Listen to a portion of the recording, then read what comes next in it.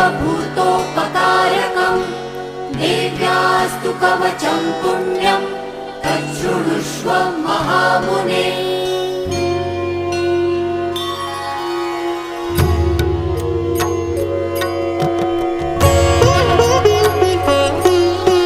प्रथमं शैलपुत्री च द्वितीयं ब्रह्मचारिणी तृतीयं चन्द्रघण्टेति कूष्माण्डेति चतुर्थकम् पञ्चमं स्कन्दमातेति षष्ठं कात्यायनी।